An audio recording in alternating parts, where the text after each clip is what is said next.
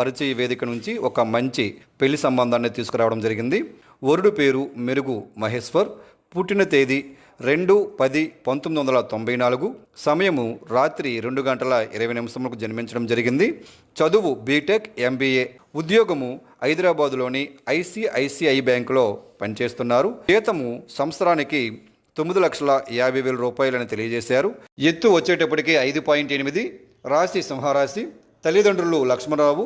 ఈయన బిలాయ్ స్టీల్ ప్లాంట్లో ఉద్యోగం చేస్తున్నారు. తల్లి ధర్నేశ్వరి.